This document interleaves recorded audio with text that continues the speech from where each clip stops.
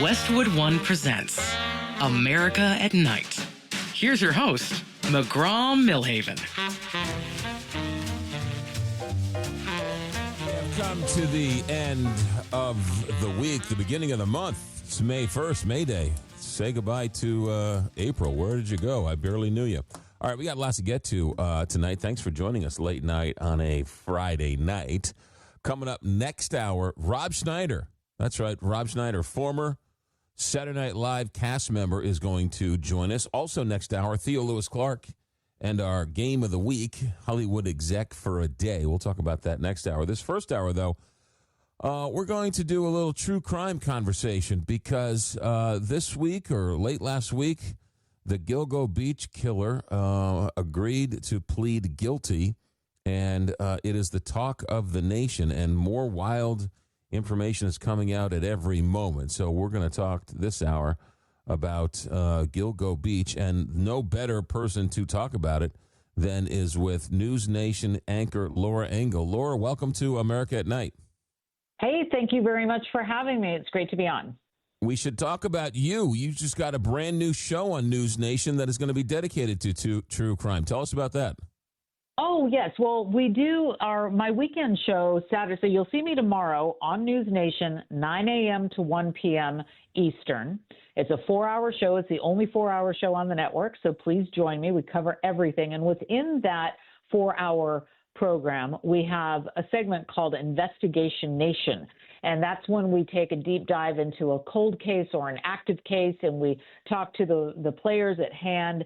And tomorrow we're going to be talking about a cold case that was just broken this week in Granite Bay, California. It's a really sad, wild story. And I'm from Sacramento, California. This happened in Granite Bay, which is a suburb of Sacramento. The story of Cindy Warner, who was a mother who was abducted from her sister's home in broad daylight with her 11-month-old child strapped to her high chair in the kitchen. She was cleaning her sister's home. The family came home, found the child alone and crying in the high chair. She vanished. She was nowhere to be seen, and she was unfortunately found 3 weeks later. It's a terrible story, but there was an arrest this week. It's a cold case, and the DNA technology, facial recognition technology used in the case is something that's brand new, and we're going to talk about it during Investigation Nation tomorrow on my NewsNation show from 9 a.m. to 1 p.m., and then I have a split show on Sunday, 9 a.m. to 10 and 12 to 1. That's a 30-year-old case, isn't it? It sure is. Yeah, 34 years ago. I remember this. I remember this from a long, long time ago. It was something that really freaked people out because Granite Bay is a really nice area. It's just not an area where there's crime, let alone somebody being abducted, yanked from their sister's home in the middle of the day. And she was found, unfortunately, as I mentioned, she was found murdered in the foothills 3 weeks later. But the twist is that she had been alive.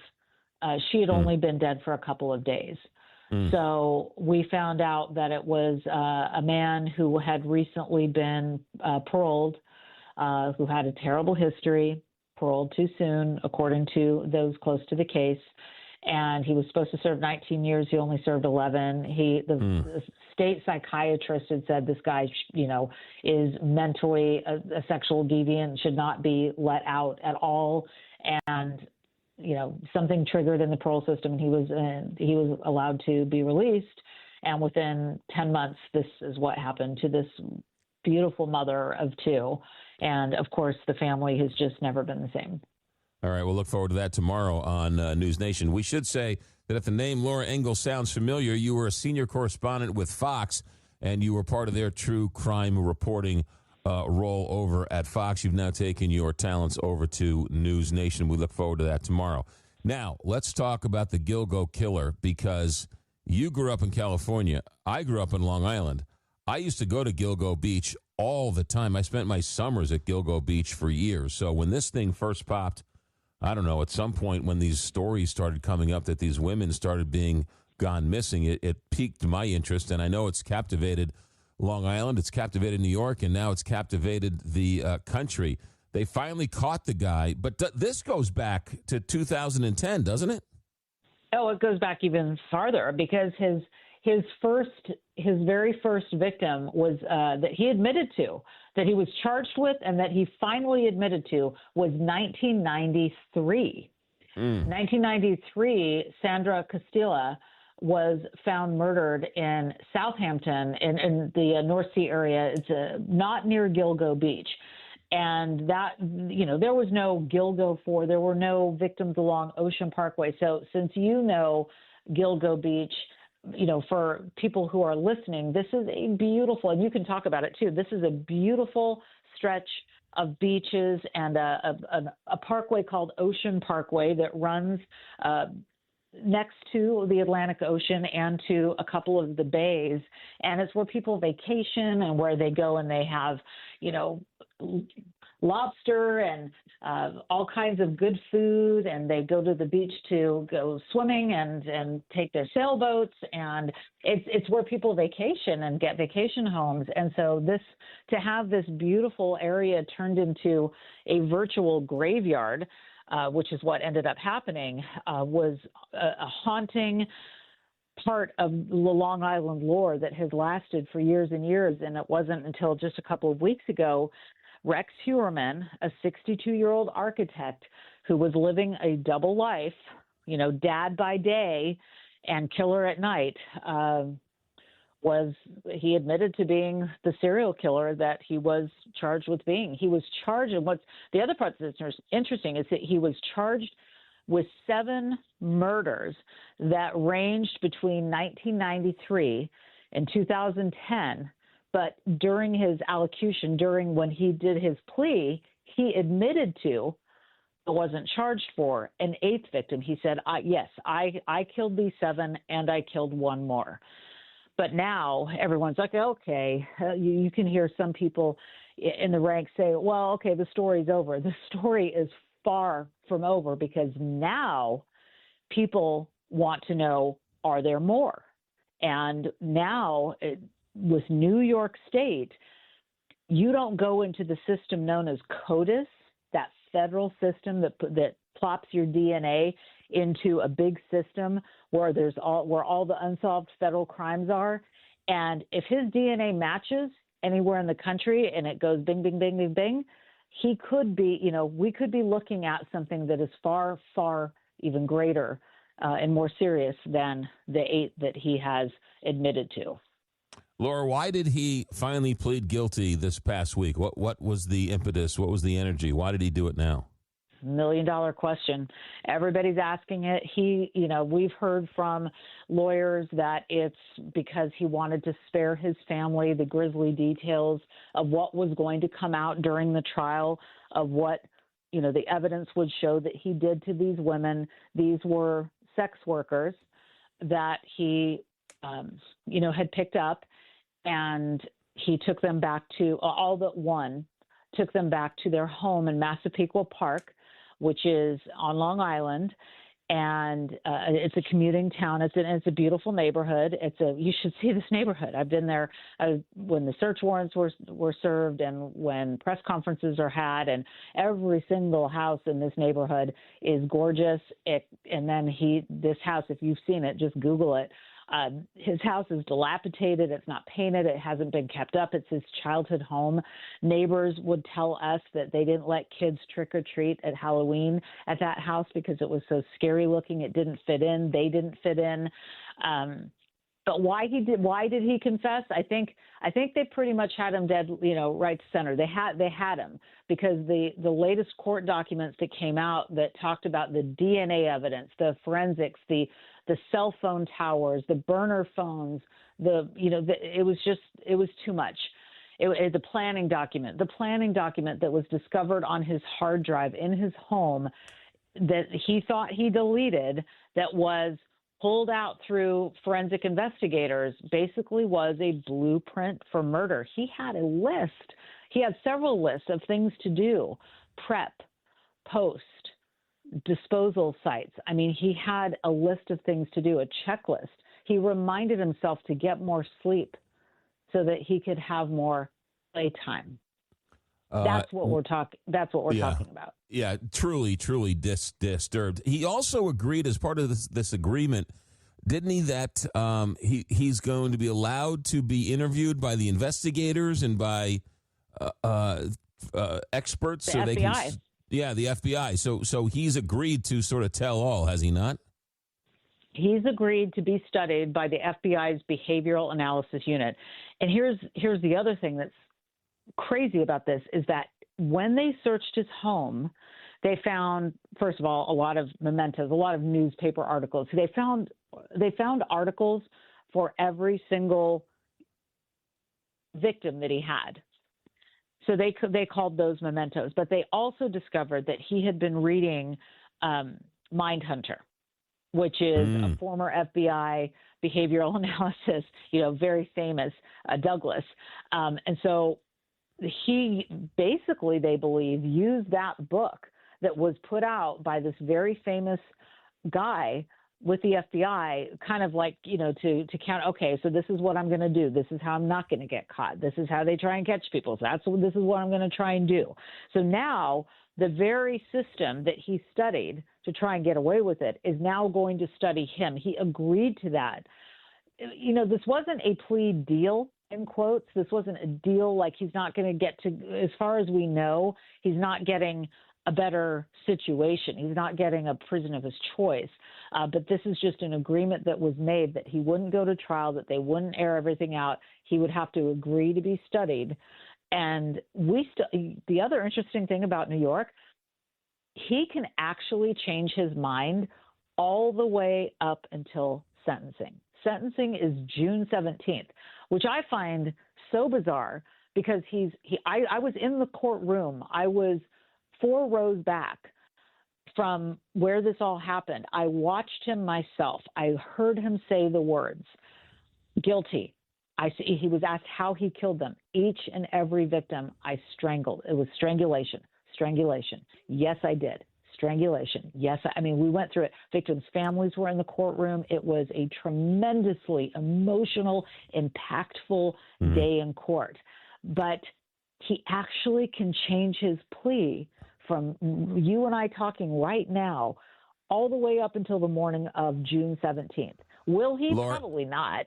Yeah. Laura, hold that thought. If you think this story's bizarre, you ain't heard nothing yet. NewsNation anchor Laura Ingle with us. She starts her new show on NewsNation tomorrow. We'll talk more about that and about the Gilgo Beach serial killer who, as she said, just pled guilty. America at Night. We're just getting started. Back in a minute.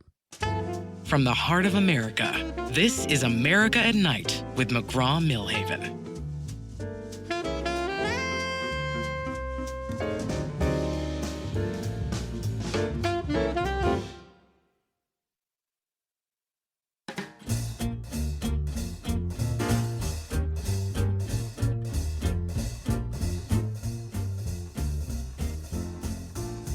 Welcome to America at Night with McGraw Milhaven.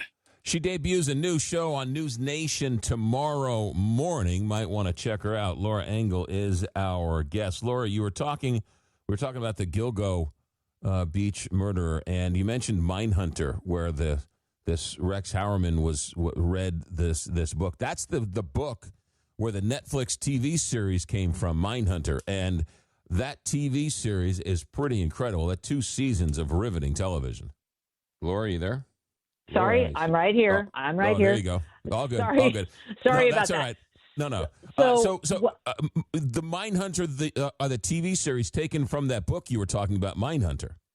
That's right. And, listen, if you don't know who John Douglas is, he is a former FBI agent, and he worked on criminal profiling and behavioral science, right? And he did very extensive interviews with notorious serial killers like Charles Manson, Ted Bundy, and this book was the inspiration for a Netflix series and for movies and for a lot. And I actually just went to CrimeCon the last time I went to CrimeCon, this big crime conference that moves around the country every year, we're actually coming up in a few weeks. I'll be at CrimeCon if anybody's going in Las Vegas. I'll be there with NewsNation and our team because this is kind of the Super Bowl of covering true crime and helping victims. It's a victim-centric event of talking to people about these cases. But whenever John Douglas comes to this conference, and he'll be there in a couple of weeks along with us, the last time I went, there's a line around the building 3-5 times over. I mean, people cannot get enough of this man and his work and his studies. And apparently, neither could Rex Heuermann. He had a pretty worn copy of the book in his home. So he had been studying John Douglas, who studies serial killers, who talks about how they can track him down. So you think about it, it's almost like this, anarchist cookbook in a way, where he's reading how to do something and to not do something. So now the very unit that John Douglas used to work with is going to be the same unit that is going to study, talk to, spend time with Rex Heuermann to learn about why he did it. So I got about a minute and a half. On the next break, I want to talk about how they caught him, because that's interesting in and of itself. But talk for a minute. I got about a minute and a half. Rex Heuermann led a double life. You're not kidding. Take a moment and explain to people just how much of a double life this guy really had. So Rex Heuermann, 62 years old. He's an architect, works on Fifth Avenue in New York City, commutes on the Long Island Railroad every day, has a wife and 2 kids. One is the son from his now ex-wife's first marriage, Asa Ellerup. They have a son, Christopher, and then they have their own child, Victoria.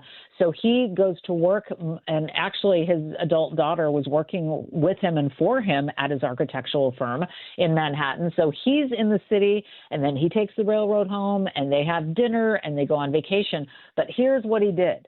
According to investigators and according to his own word, when his wife and his kids would go on vacation, they often went to Iceland, which is where his wife was from. They would go out of town on extended trips, and then that was his vacation.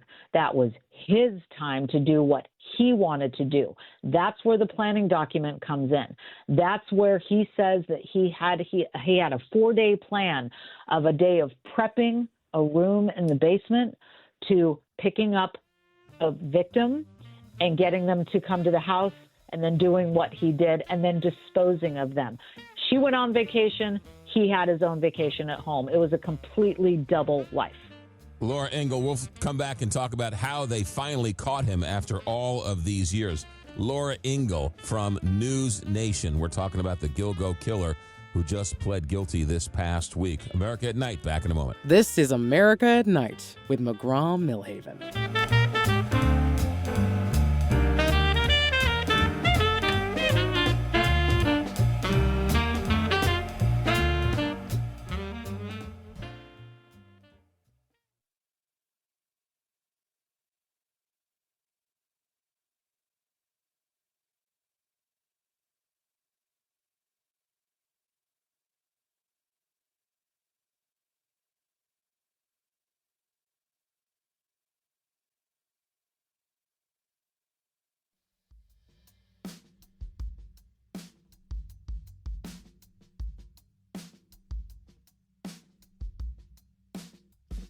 You're listening to America at Night with McGraw Milhaven. If you like to follow true crime, then you want to follow Laura Ingle. She's got a new show on NewsNation. It starts tomorrow, NewsNation Live with Laura Ingle. Also in that show, there's a crime segment called Investigation Nation, where she highlights the kidnapping and the murder of Cindy Warner, which is a 30-year-old case from California. Right now, though, we're talking about the Gilgo killer, which just pled guilty, this Rex Heuermann. Laura, I don't want to harp on the police misconduct and the police failures on this, but you have to talk about it. It took years for him to finally be caught because of the Suffolk County and some of the miscues along the way. Give us a sense of some of those miscues, because they are really, there was some really bad police work in this. You know, a lot of people will point to the former administration where we had the police chief, Jimmy Burke, who was in charge and who did not allow the FBI to come in, which of course would have been so very helpful had that happened. And the district attorney at the time, Tom Spoda, who he was, had been friends with for a long time, kind of turning a blind eye because of the type of work that these women did. That's what many people have been talking about out here on Long Island. I live on Long Island. People talk about that part of it. A lot of people for years, when the story was talked about, people say, oh, the cop did it, right? Well, it turns out the cop didn't do it. But the cop that they're referring to is the former police chief, James Burke. And the problem with him is that he also used services of sex workers, according to reports and according to many people close to the investigation. And because of that, he didn't want to shine a spotlight on this case and kind of moved around it and didn't give it the attention that it needed, many say, because he was doing his own thing that he didn't want people to find out about. But fast forward to where we are now with the current district attorney, who's really the hero of this entire story. His name is Ray Tierney. And once Ray Tierney was elected as the Suffolk County district attorney, he and others, Rodney Harrison and the Suffolk County Sheriff, Errol Toulon, a lot of really good investigators came together and they formed the Gilgo Beach Task Force and said, all right, let's put everybody on this. We're going to put everybody, we're going to do a special task force. We're going to pull people from all different departments and put eyes on this, and we're going to get this thing solved. It took a little time, but that's what they did. And there were several key details about how they did it. DNA, the vehicle identification of Rex Heuermann. He drove a really unique Chevy Avalanche. If you've never seen one of those, it's a pickup truck, but it's got kind of this thing in the back that makes it very unique, the way it dips down and has a cover. He had burner phones that he was using that left a digital trail. So the burner phones that he was using to call these women and coordinate dates, he would have his burner phone sitting alongside his own phone. Guess what, criminals? That tracks, and they can find you that way too. So the burner phones created what they called a box. If you ever hear that when you're listening to a story about the Gilgo Beach crimes, when they say we had it narrowed down to a box, when they say that, that's a box that they basically were able to draw from Manhattan to Massapequa Park down to this very specific area where this activity was happening. The women's phones would go along with his burner phone, and then they would stop working. They were able to eventually track it to Massapequa Park, to this specific box, this neighborhood. Then somebody also had spotted this green Chevy Avalanche during one of the pickups of one of the women, Amber Costello. And once everything lined up, they basically honed in and said, we think we have the guy. And then it came down to, of all things, pizza crust in a pizza box that he had thrown away. And they swabbed the pizza crust, and it was a match for some of the hairs that were discovered on some of these victims. These rootless hairs that many people didn't think was ever going to be something that was going to be able to be used. And there was actually a hearing about how this evidence was going to be used and presented at trial. But just to give you the Reader's Digest version, they said that they're going to be able to use these hairs. The investigators were able to connect the pizza crust DNA to the hairs on some of the victims. Boom, you've got a match. And then now you've got him cornered. They take him into custody in July of 23, right outside of his office on Fifth Avenue. He's leaving work with his satchel, with his briefcase across his shoulder, going off to the Long Island Railroad, but he never made it home. They put him under arrest, and they charged him with 3. At the time of his arrest, he was only charged with 3, but then they were able to connect the dots to many others. So when they picked up the pizza box with the pizza crust, he was already a person of interest, and they were following him, and then he threw the pizza away, and they went and got the pizza box? That's correct. Yeah. That's correct. And they also did a garbage pick on his daughter. They followed her because she also commuted back and forth to the same place that they worked together. And she threw out a energy drink can in the garbage on Long Island Railroad. They swabbed her. And they also did a garbage pick outside of the home of Rex Heuermann as well, because there were hairs that were matched to family members of his. And a lot of people are like, aha, they were involved. But that wasn't the case. And Ray Tierney has been very, very clear that he does not believe that the wife, the daughter was 3 years old at the time, that nobody else was connected. It was just transfer evidence, because all of the evidence that they have of travel records, cell phone records, and the date of the last known sightings of these women, it all coincides to when the wife was out of town. She left town. He did his thing. He cleaned up. She comes home, or he goes and meets them on vacation and comes back, and everything's hunky-dory, and it's time for a family meal and back to work on Monday. Okay, it's Laura. just an absolutely incredible double life. Yeah. Laura, so recently did it come out where the wife is now living in the basement where the dismemberment took place? That's correct. That's a bombshell, and that just happened. That information just was revealed in the Peacock docuseries that just came out, and there had been several episodes, but it was right after the plea that we learned that Asa Ellerup, his now ex-wife, who still lives in the home, is in fact, she moved her bed and her bedroom down to the basement, and she is sleeping in what is being called the kill room, the side room in the basement where he did these crimes.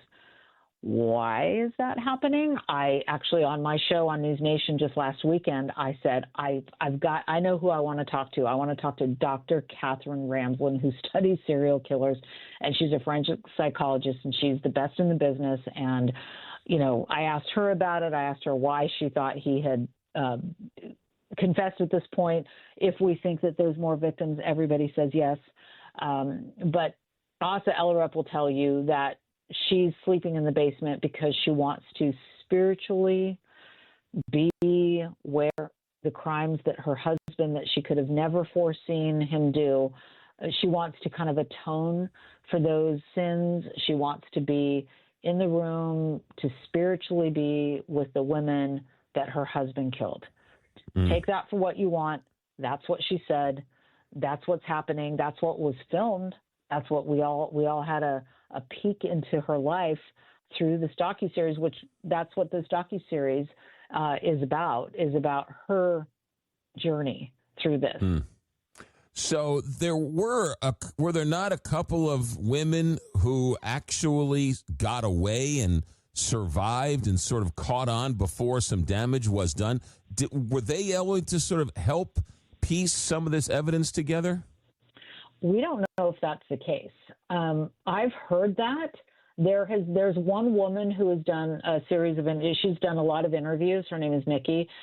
She says that she's convinced that Rex Heuermann is a man that she had a date with, and she was extremely uncomfortable at a restaurant on Long Island, called her friend and wanted to leave immediately, got the creeps. When I interviewed, you know who Gloria Allred is. Gloria Allred Sure. is an attorney who represents most all of the victims. I think all of the victims' family members, but one. And she and I spoke. I had her on NewsNation, and I think my many thanks to Gloria for coming on after the plea deal. She came on, and she told me, it was right at the end of my interview. We were talking about the victims' family members, and we were talking about what they've just been through and about what they said at the press conference about holding out hope for justice. And it's been a tremendously, you can only imagine, difficult journey. And the children that these women left behind, who were so young when their moms died, are now grown and are now speaking at a microphone about missing their mothers. Just because these women chose the profession that they did, they were daughters, they were mothers, they were friends, they were trying, and that really came across in the press conference. And we've heard their stories through the years, through docuseries and podcasts, but Gloria, at the last 30 seconds of my interview with Gloria Allred, I said, something to the effect of what's next. And she said, well, I said, do you believe that there's going to be more victims? And most everybody, I said, agrees that there will be. She said that she's been in contact with a woman who has come to her and wants to talk to the FBI because she says that she had an encounter with Rex Heuermann, something that the FBI needs to hear about. And then we had to go to commercial break, and I said, well, wait, what? Tell us more, Gloria. So we'll find out what that's about when Gloria is ready to tell us more about that, and if this woman does go to the FBI. But I'd also we've heard those rumblings, and it would make sense. It would make sense because Rex Heuermann wasn't just in the Long Island area. He had timeshares. He had timeshare in Las Vegas. He had a timeshare in Atlantic City. His brother lived in South Carolina. So that's what we're waiting for the other shoe to drop. So when he goes into CODIS, and not every crime is in CODIS. That's the other thing I want to mention. Just because, not everything is in CODIS. It's one system of tracking crimes and unidentified victims and perpetrators. But we'll wait to see what happens with CODIS. But there's also now jurisdictions that are outside of the state of New York that are waiting to get a crack at their cold cases with this. Could there be more? There could be more victims. There could be more people that got away. There could be more people that simply had dates with Rex Heuermann that we don't know about that we possibly could. But this is just the tip of the iceberg. Real quick, because I want to make sure I get a plug in for all of the things you're doing. But this Massapequa Park where he lives, you mentioned it was a dilapidated house. He was an architect and lived in the worst house in the block. That house is still pretty run down, and the block is a very lovely block of nice homes, and they have block parties, and they visit with other families, and the kids ride the bike, and they just sort of drive around and ride their bikes around this house where all these terrible things happen. It must be unbelievable to live on that block. Yeah, I was just there. It was the day before the plea. Bob Macedonio, Asa Ellerup's attorney, held a press conference on the front lawn because there was a civil lawsuit that was filed by an attorney representing one of the family members. So I was there. And if you go to my YouTube, and everybody listening, I hope that you will join me on my YouTube channel. It's called The Ingle Edit. That's INGLE Edit on YouTube. And I do a lot of behind the scenes of my reporting on my YouTube channel as well. And you'll see, if you just kind of scroll through, I was just at his house. You'll see what his house looks like. And I actually interviewed the attorney for Asa Ellerup on the front porch. Asa Ellerup opened the screen door and actually came out and had a cup of coffee while I was interviewing her attorney. So you get a sense of the house. When you see that, you'll see it on my channel. But to your point, I was in the neighborhood, and there were kids riding around. And there was one neighbor. They drive by me all the time when I'm reporting. And I just said, how are you guys doing? And they just said, we're just glad it's over. We just hope it's over. We just want this to stop. The media descends. We all camp out. We do our live reports all night. We've got the generators and the trucks, and I get it. It's not a lot of fun for them. They want this to be over with. But Asa Ellerup still lives in the house, and Bob, her attorney, has said to me and to others, where is she going to go? She has nowhere to go. And I'm not sure who's going to buy the house, but I did a quick Zillow when I was there the last time, and it's worth over $700,000. Laura Ingle, I don't know. Laura Ingle, our guest. NewsNation tomorrow debuts her new show. Also, the YouTube channel, The Ingle Edit. Did anybody I have 1 minute, Laura. Did anybody on the block talk with him? Was he friendly with anybody? Was he there for the 4th of July picnics? Did he help out for Halloween? Did anybody have any contact with him? Yeah. No, and no. The neighbors that went on camera when he was first arrested in 2023 told people that he was seen tinkering in his garage or tinkering outside. He was always abrupt to neighbors. He was never friendly. Nobody ever approached. And remember, Rex Heuermann is 6'4" and 300 pounds. He was. He's just a huge human being. He's not unassuming. He's a very, very big guy.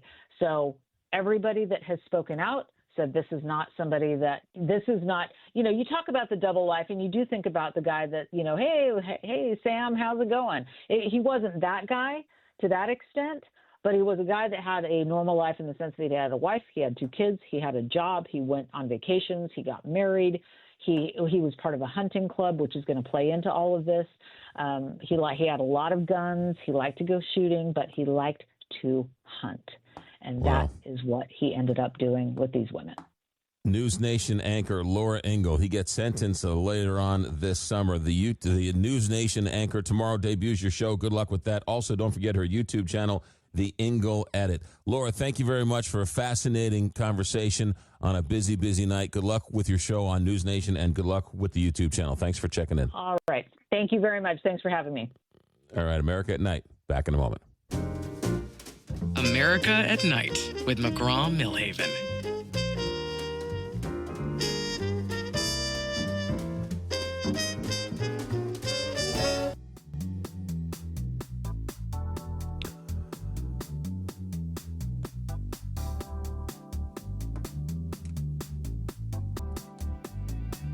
I'm going to go.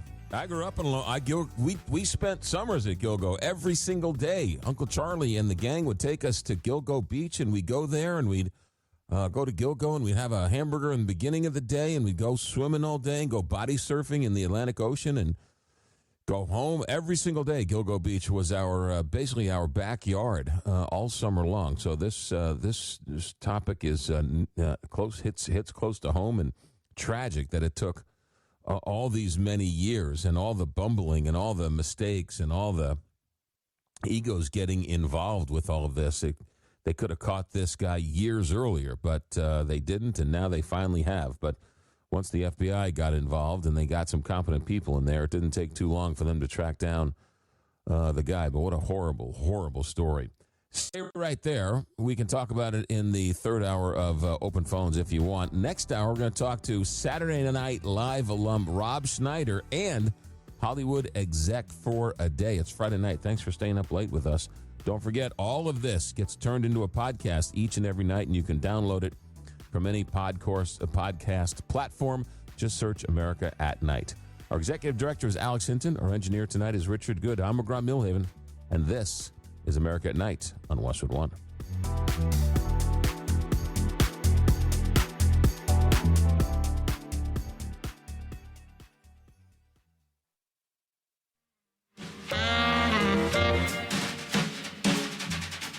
Westwood One presents America at Night. Here's your host, McGraw Milhaven.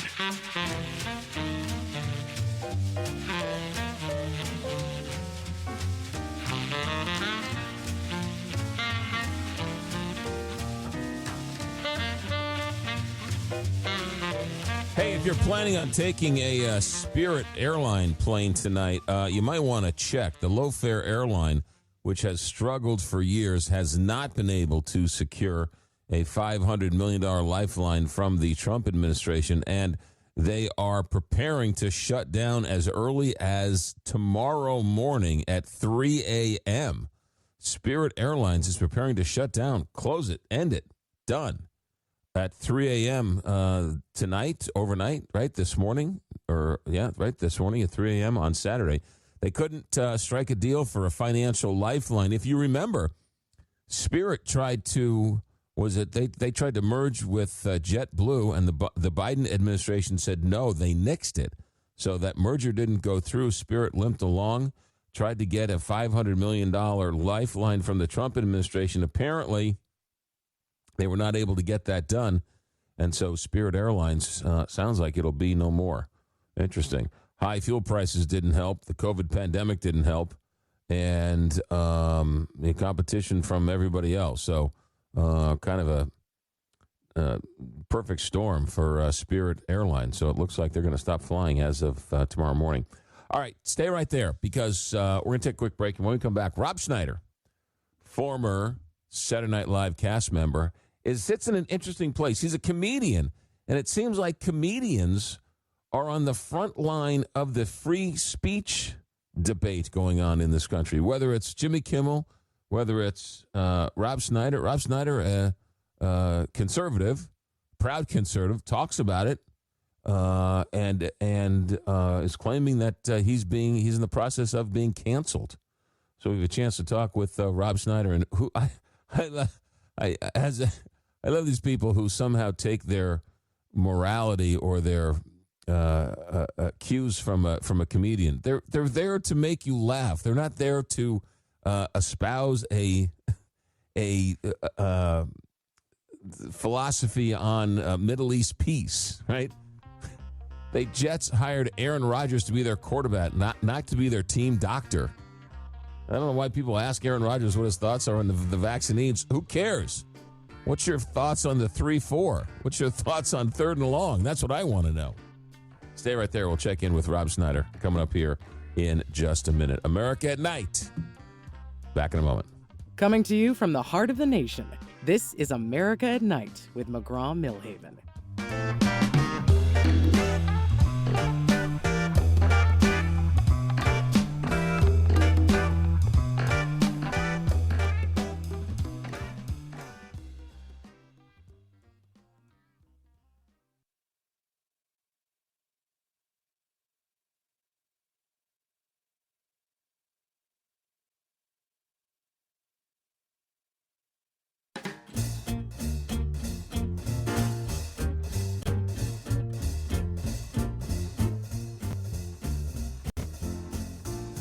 Welcome to America at Night with McGraw Milhaven.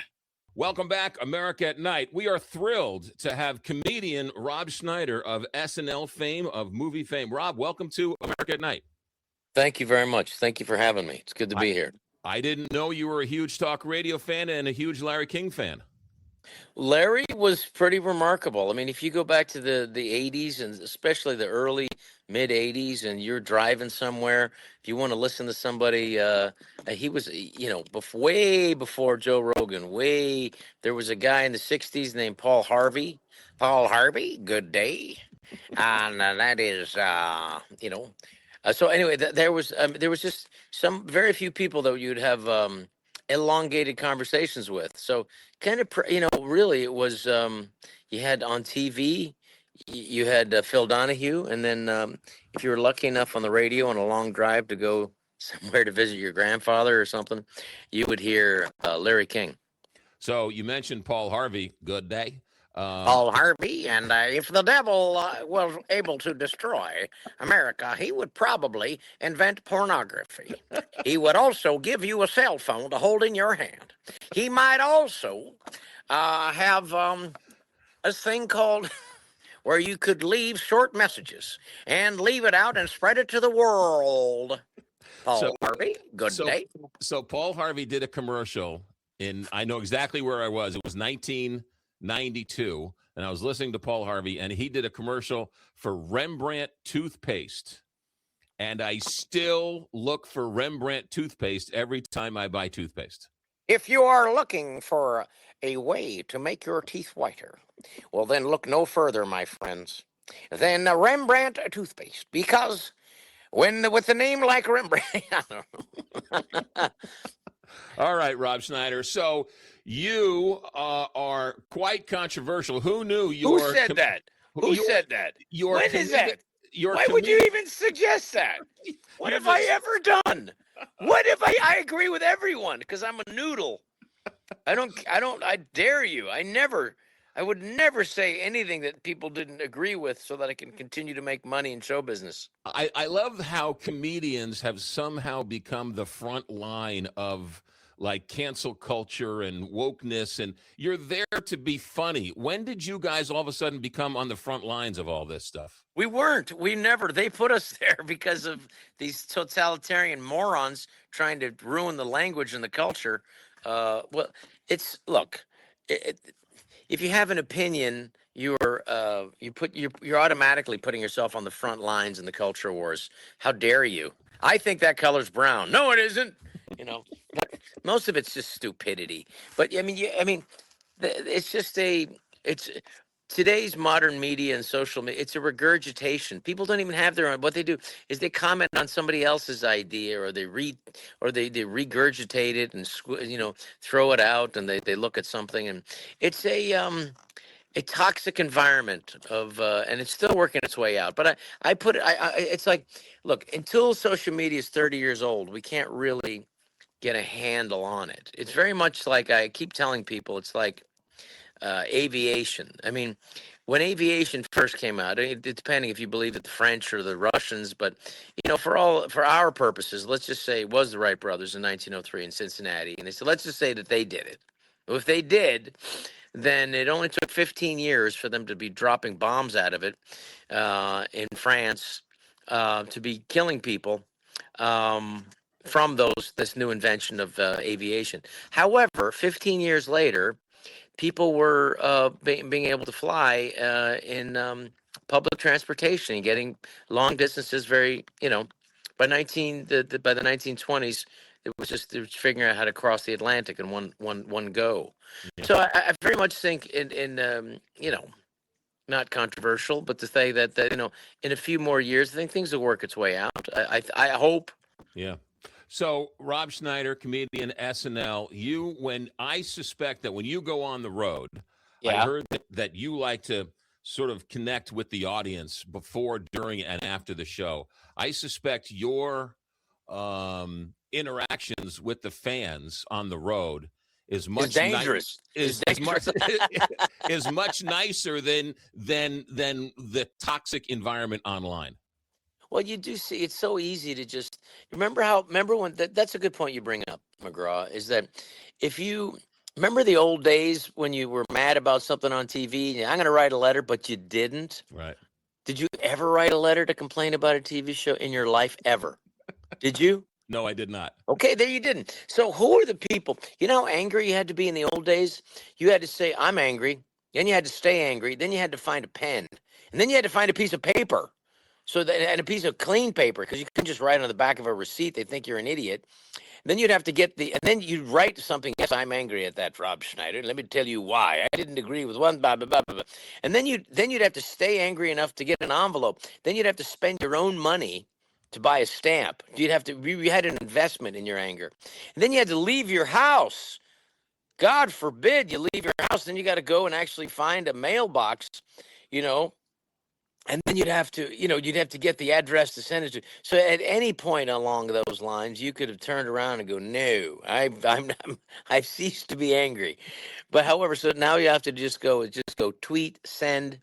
So it's a bit easier. So I don't take it to the harsh sentiment as anything more than an outlet for these people who have mental health issues. I would think that when you're on the road and, yes, and you're playing the clubs, the audience loves the more personal reaction and the more personal connection they get with you. Do you enjoy that too? I think so. Yeah. No. I definitely do. I definitely feel like for some reason I think that there's certain voices that have been silenced. There are certain points of view that for some reason, because most of it's the liberal intelligentsia that has silenced conservative voices. And I would just, I've been railing about this. It's not conservative. It's just traditional liberal values that have been, they've moved so far to the left that they left most of America behind.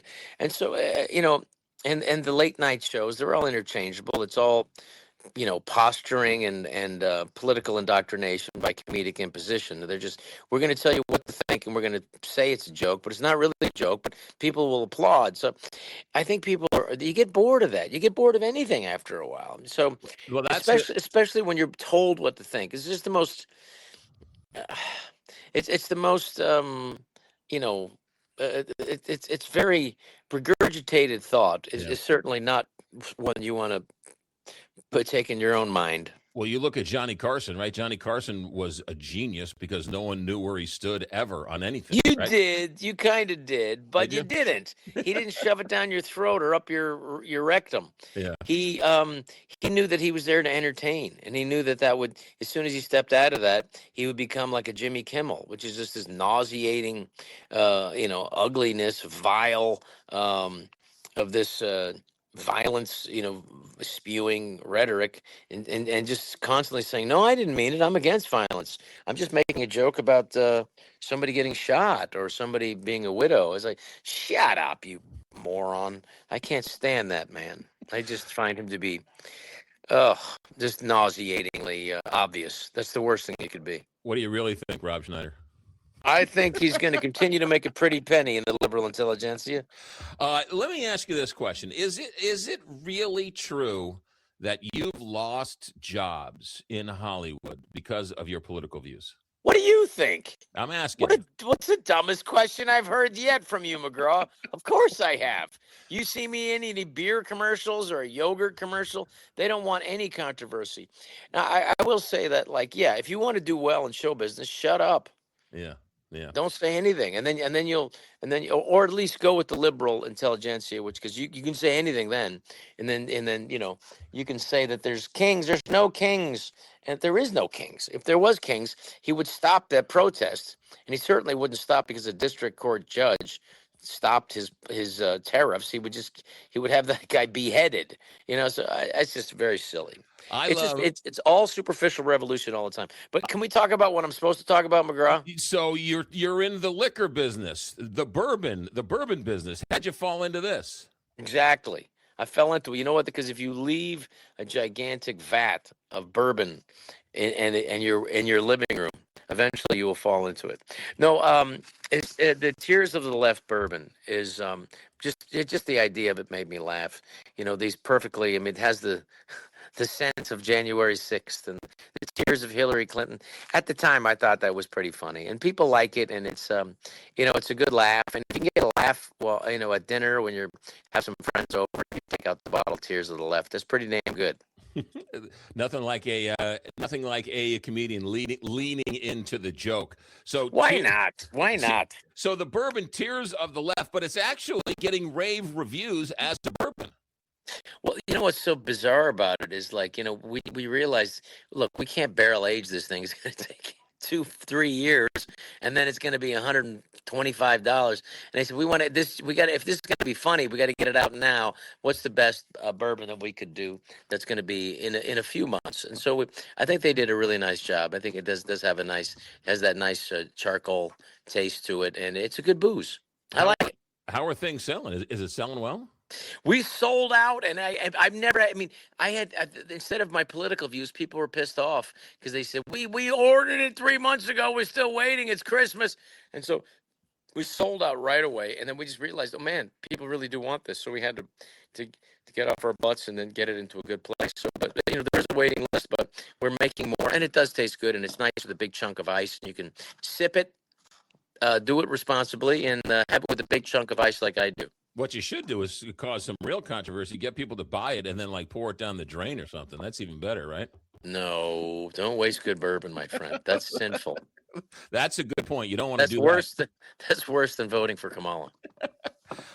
Rob Schneider, where are you on the road? What are you doing these days? I'm going to be in Boston, which is good because it's very liberal there, and most of the cities where it's the most interesting to perform. I'll be there in a couple of weeks.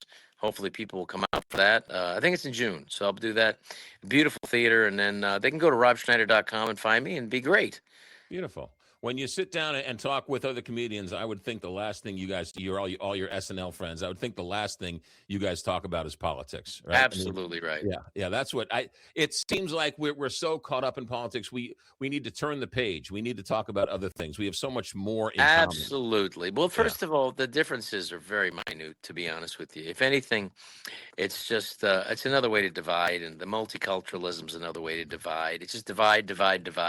We have so much more in common, and it's just this is an incredible country with opportunity that I remember my mother, she would say to me, she came from the Philippines as a young woman, and she said, like, anyone that doesn't like this country, they can get out. And I just remember, like, wow, now I totally get 1,000% what she said. Last question for Rob Schneider, and I love asking comedians this question. Do you remember the very first time you got up on stage on an open mic night? Yeah, I do. Tell me about it. I went there with my dad at 15 years old because I said, Dad, there's a place you can go perform, but they'll let anybody up on Mondays. And he said 2 words, let's go. So I remember just going with my dad and just having my dad support me. It was the greatest. That was a beautiful thing. Were you nervous? Were you excited? Were you funny? Did you I bomb? feel like, well, first of all, you can't. I mean, it's like a 15-year-old. People are trying to drink and be adults, hiding in a crowded smoke. That's when people used to smoke, Yeah. smoky room, and it's having a kid there is like is evidence of that you're ignoring your own kids. Yeah, but I don't remember it positively or negatively, but I just remember it just being on stage and being like, "Yep, I'm gonna have to figure out how this works." So that was it. The first time, the first laugh, the first stage, you were hooked. Oh yeah, no, I was hooked before that. Yeah, beautiful stuff. Rob Schneider, keep on being you. The bourbon is Tears of the Left. Where can we get it? Tears of the Left. You can just tearsoftheLeft.com. Get on there and find it, and you'll see it. Tears of the Left, you'll find it. And I'm sorry there's a waiting list, but it's good. When you get it, you'll be happy you did it. We did a good job on it. There you go. Rob Schneider of SNL fame, tearsoftheLeft.com. That's his bourbon. He'll be in Boston. Check robschneider.com for more dates. Rob, thanks for checking in on a busy week for you, and have a good day. Talk to you soon down the road. Thank you, McGraw. All the best to you, brother. Take care. America at Night. Back in a moment. This is America at Night with McGraw Milhaven.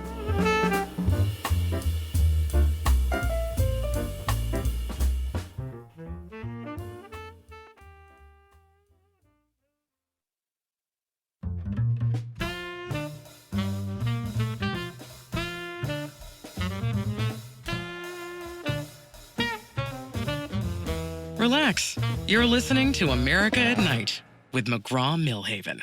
All right, it's time to play Hollywood Exec for a day. We've come to this portion of the week where we check in with Theo Lewis Clark, who is an entertainment guru and also a brilliant mind. Theo Lewis Clark, the host of Hollywood Exec for a day. Good morning, Theo.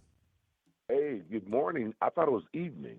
No, it depends on where it depends on where you're listening from. So that's right. I like to make everybody welcome. Anyway, okay. You made me welcome. Thank you so much. There you go. All right, so here are the rules. Here's how we play Hollywood Exec for a day, and you can play at home. Theo has brought to the table 3 projects. 2 of them have been greenlit by actual Hollywood studios and actual Hollywood executives. One of them is made up from his creative imagination. We have to determine which ones are the real ones and which ones are the fake ones. Now, you can play along at home. If you think it's number 1, you need to text number 1 to 1-844-2-McGraw. That's our text line, 1-844-262-4729. Text that to us, and if you think it's 1, 2, or 3, you type in 1, 2, or 3, and then we'll tally it up here, and you can play along.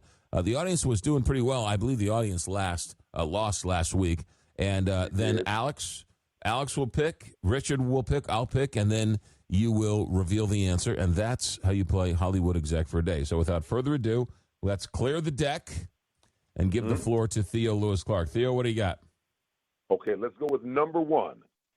A team of scientists are shrunk to microscopic size and injected into a man's bloodstream to perform brain surgery from the inside, racing against time before they return to normal size. Or is it number 2? A fantasy prince teams up with a cyclops and bandits to use a mystical throwing weapon against an alien beast, all inside a fortress that constantly shifts into other worlds and existences. Alex right now is shaking his head.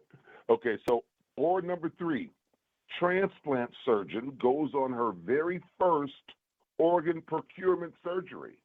The hardest part, talking with the family about all the hypotheticals, and they also reveal a 6 degrees of separation association that no one was ready for and others want to profit from. Mm-hmm. Oh, put on your thinking cap, gentlemen and audience. This is not for the faint of heart.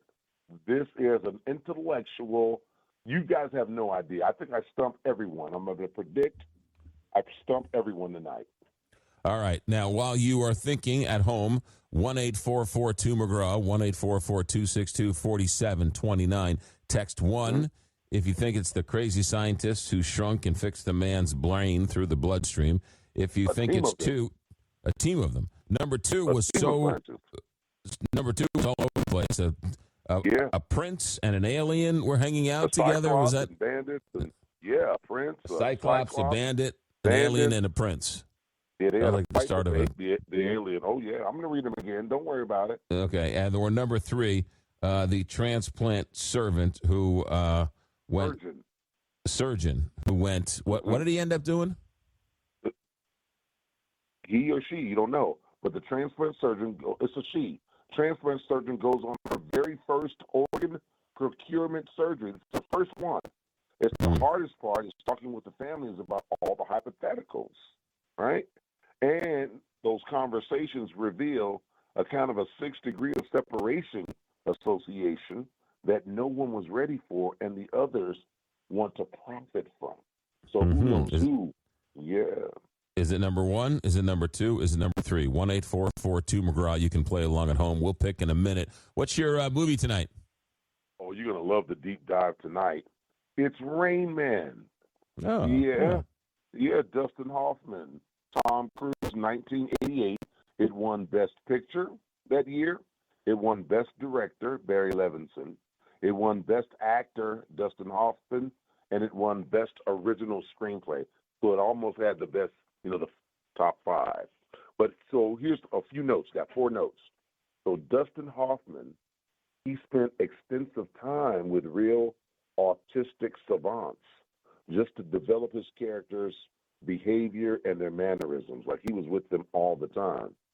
Number 2, Raymond, his character, Dustin Hoffman's character, was based on a real dude. I didn't know that. It's Kim Peek.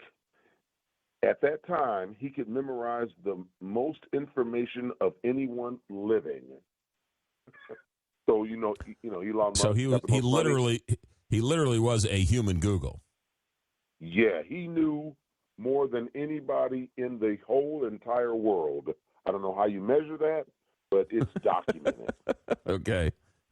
They probably try to throw stuff at him like remember in the movie he dropped a box of toothpicks. He was like 132 toothpicks. There's 132 toothpicks. Yeah. And he counted them. He's like, oh, that was 132 toothpicks. Anyway, number 3, they insisted on shooting the scene in sequence. You know how a lot of movies they'll shoot the end on the first day sometime, but this one they shot in sequence to naturally build the evolving relationship between Cruise and Hoffman's character. So that's the that's the crux of the whole film.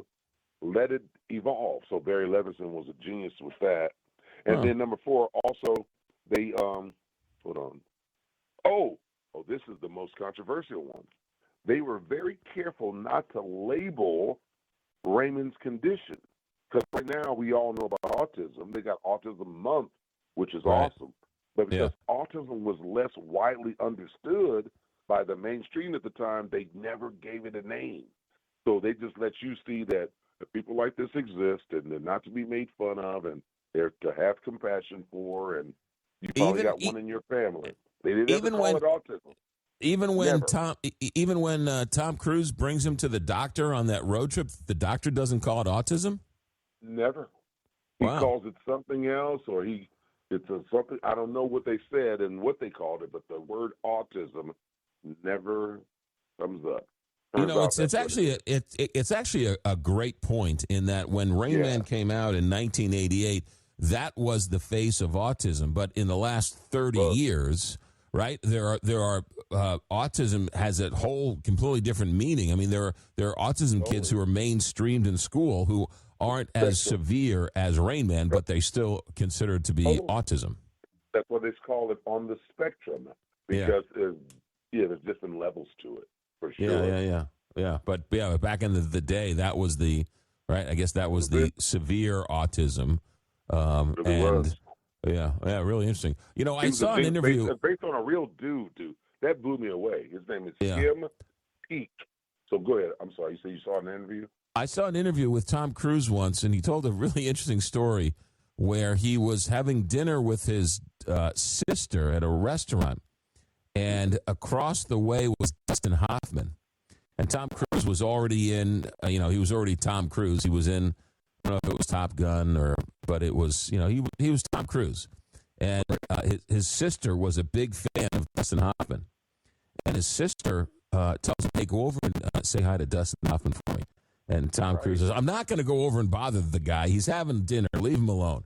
And the sister egged on Tom Cruise to the point where Tom Cruise got up and walked over and said, excuse me, I'm sorry to bother you. Hi, I'm Tom Cruise. My sister's a big fan. I'm a big fan. How are you? And apparently Dustin Hoffman was like, sit down. Oh, my goodness. Love to chat with you. Relax. So they had a nice, of course. had a nice chat. And as they were leaving, Dustin Hoffman said, I'd love to do a film with you someday. And Tom Cruise said, I'm all ears. And about 6 months later, Dustin Hoffman called her up and said, yeah, I have a script for you. It's called Rain Man. And that's how oh, wait, that's awesome news, dude. I like to hear stuff like that. Yeah. So there you go. All right, good. Yeah. All right. So now back to the game. You have 3 projects. List them off for us, and then we will pick which is which. I'll do it fast, okay? So the first one, you got a team of scientists, right? They're shrunk to microscopic size. They inject them into a man's bloodstream to perform brain surgery from the inside, racing against time before they return to normal size. Because you don't want to be a normal size inside a dude. Okay, number 2, a fantasy prince. So he teams up with a Cyclops and some bandits. And they use this mystical throwing weapon against an alien beast, all inside a fortress that constantly shifts into other worlds and existences. So I got y'all totally spun out of control. Or is it number 3? Transplant surgeon goes on her very first organ procurement surgery.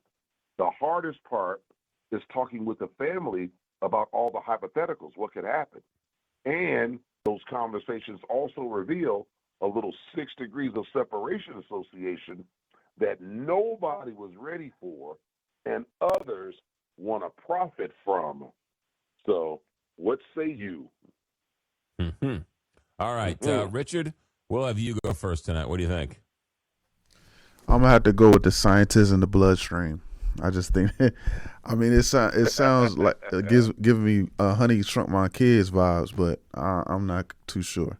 All right. So you say the scientists shrunk down to fix the brain, and they race against time before they lose their power and they become full size again. Alex, what do you think? This is a tough one this week, but I think I'm gonna go with number 3, the 6 degrees of separation one. Why? I'm going with my gut, and that's what my gut's telling me. Interesting. Okay. I'm torn between 2, the Prince and the Cyclops and the alien, and so I'm gonna say while that seems, all 3 of them seem ridiculous, but the sanest one of all, the one that's most normal, is number 3.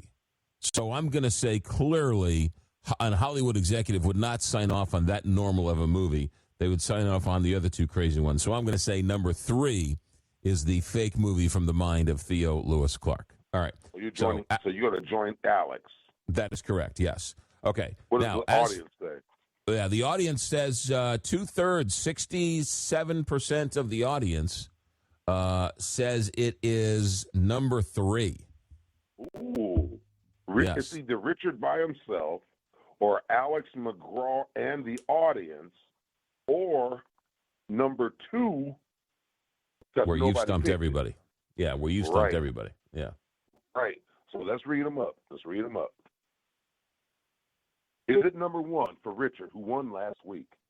A team of scientists are shrunk to microscopic size, injected into a man's bloodstream to perform brain surgery from the inside, racing against time before they return to normal size. I'm flattered that you think I could come up with that, Richard. But that's a movie, 1966, the year I was born. Fantastic Voyage with, guess who, McGraw? Guess who? Dustin Hoffman. Beautiful woman. No, think the most beautiful woman in the world around that time. Oh, I was going to say 1966. Anne Margaret. No, Raquel Welch. Raquel Welch, bro. All right. Raquel Welch. You remember Raquel Welch? I do remember Raquel Welch, yes. Okay, is it number 2? Or is it Alex McGraw, the audience, winning outright?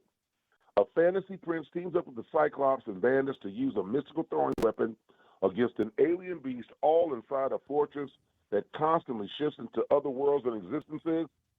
That's the year I graduated high school, which means 1983. That's a real movie called Krull, Krul, stars a young Liam Neeson in an early role, which means Alex McGraw and the audience got me. Transplant surgeon goes on her very first organ procurement surgery. The hardest part, talking with the family about the hypotheticals and all that crap. Also reveal a 6 degrees of separation association that no one's ready for and others want to profit from. That's on Theo's World, and it's called Bittersweet Harvest. Nice one. Yeah. Yeah, because there they're you go. harvesting organs, and it's bittersweet because, the 6 degrees of separation of the weird association. I hate you, Alex, because you're the one that made McGraw and the audience choose that one. Yeah, and hate's a little strong of a word, and I believe we are all our own. We are all our own people, and right, don't be I don't think hate. Don't be Hollywood exec shaming me. Don't be doing that. You finally won out. Hey, wait a minute, we got to shout out people, man. I just had to go with the one that sounded the least like a Star Trek episode. Yeah, the one that sounded normal. Yeah. He said, "Oh, that sounds normal." I thought I really put some thought into that one. Well, no, it sounded very plausible because the other two with the prince and the alien and the Cyclops, clearly that's a ridiculous movie. So somebody greenlit that idea. I got to write some ridiculousness. Yes, you do. Anyway, yes, you're too normal. Yeah, you're too normal. Yeah. I am. All right, who's your shout out? In Orlando, Florida, Derek and Sheena. Derek and Sheena just got engaged. Give them a round of applause. Hey. Yes, they just sent me the video. It's awesome. They love the show. They listen all the time. And so I said, I got to shout y'all out because I'm so happy. It couldn't happen to a better guy. She's gorgeous and smart. So, way to go, Derek. Way to go, Derek. Good work, Derek. All right, that's Theo Lewis Clark, and that's a Hollywood exec for a day. Theo, check in with you next week. Thanks, my man. For sure. Good job. Well played, Alex. There you go. America at Night, back in a moment. Live from coast to coast, this is America at Night with McGraw Milhaven.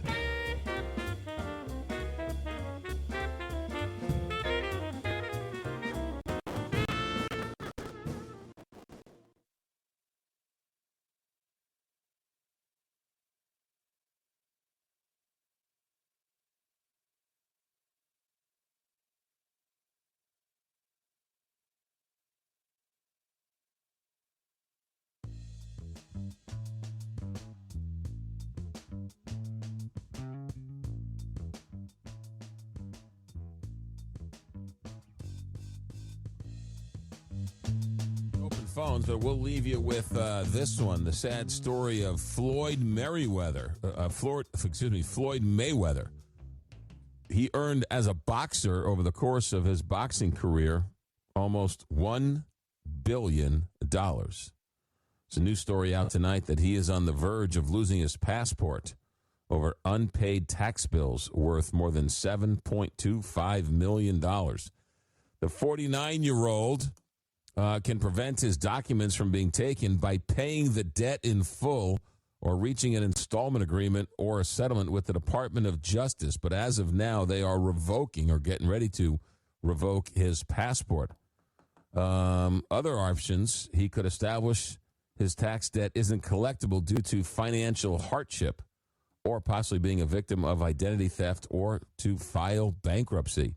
The IRS notified him and notified the Department of State in late March, saying that starting in June, they are now going to take his passport away. Floyd Mayweather, after making $1 billion as a boxer, now on the verge of losing his passport due to unpaid taxes to the tune of $7.25 million. Be careful what you wish for, because you just might get it. What a sad story.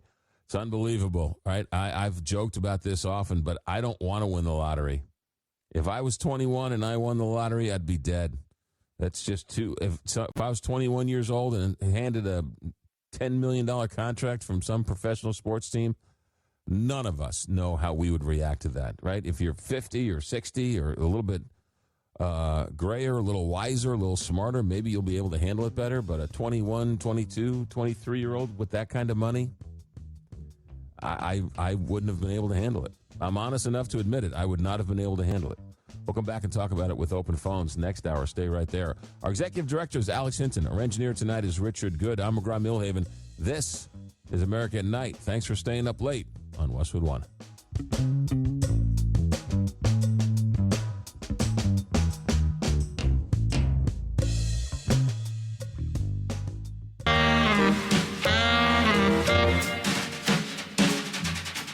Westwood One presents America at Night. Here's your host, McGraw Milhaven.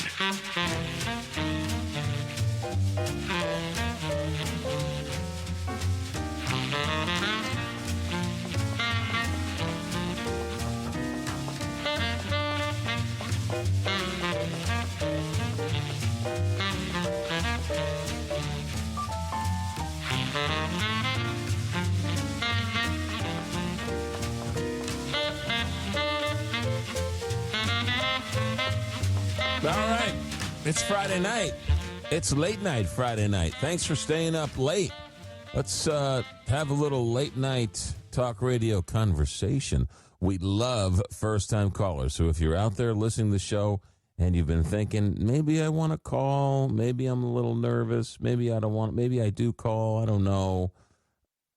Why don't you put down your fears and give us a call? We love to hear from you. We love to hear from first-time callers, and we do not screen, but we do, and we are guilty of jumping up the first-time callers a little bit to give them a little bit of, help them sort of prime the pump a little bit, because we love our first-time callers. So when you call in, if you're a first-time caller, make sure you tell Alex you're a first-time caller, and he'll whisper it in my ear, and maybe we'll get you jumped up a little bit sooner rather than later. The phone numbers are 1-844-2-McGraw, 1-844-262-4729. Last night I told a story about my little puppy, Rosie. Not the name I would have chose, but when the 5-year-old says they want to name the dog Rosie, you lose. But poor Rosie, we had to take Rosie to the vet after one of the shows earlier in the week. And, man, she's doing fine. She's jumping up and down. All is good.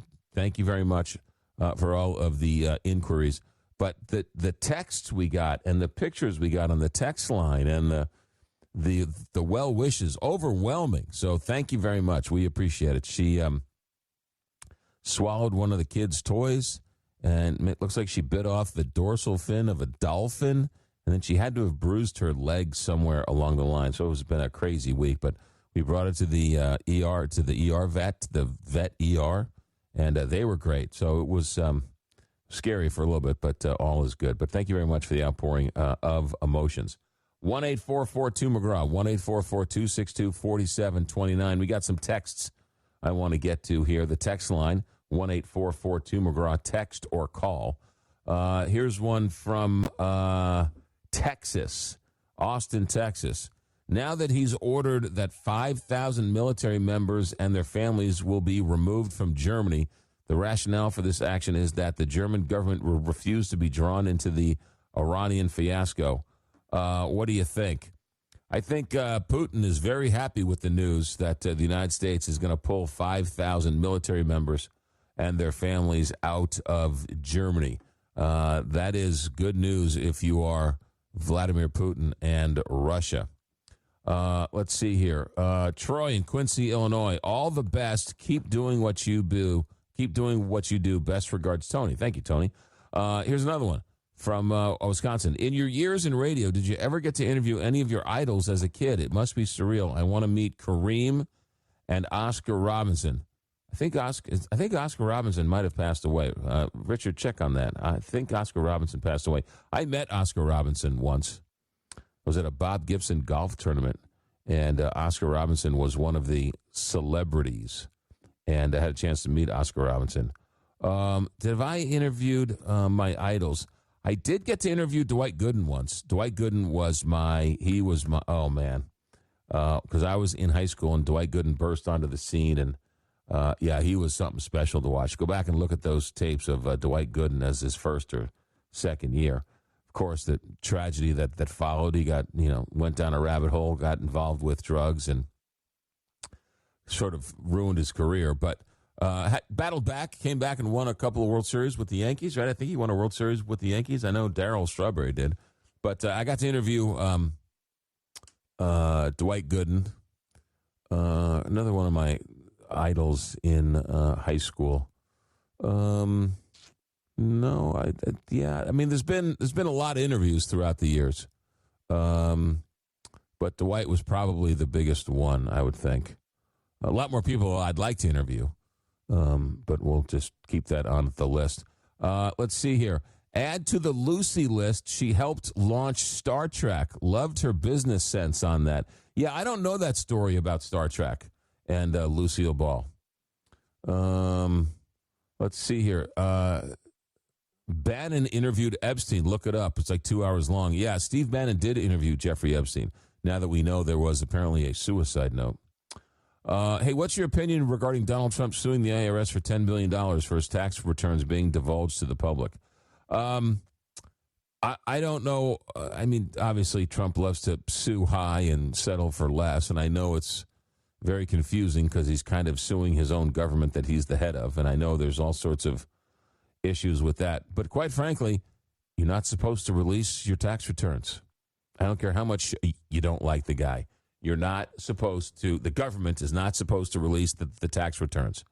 It was always voluntary. And Trump didn't want to do it, and they divulged it. So somebody's got to pay somewhere along the line.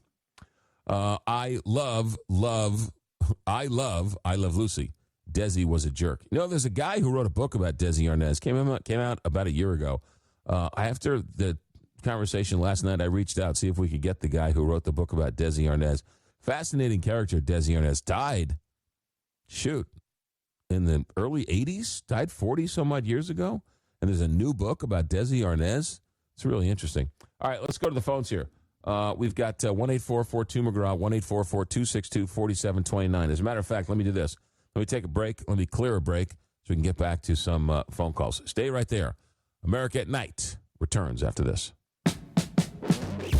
Join the conversation. Call 844-2-McGraw. America at Night with McGraw Milhaven.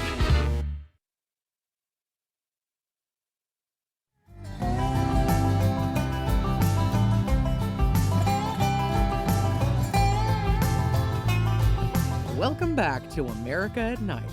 Call now, 844-262-4729. That's 844-2-McGraw. The phones are open. Let's go. Lisa in Illinois, welcome to America at Night. Hello.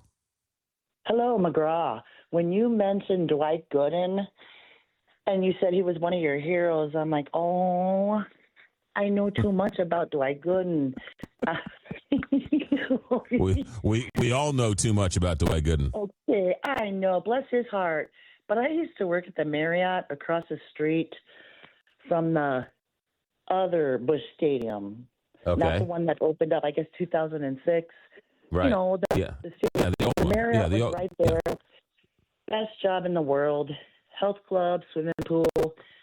And for some reason, there was this businessman there, and he brought his kid with. And the kid was hanging out with me a lot. And his dad was like, is that okay? I said, sure, I'll put him to work.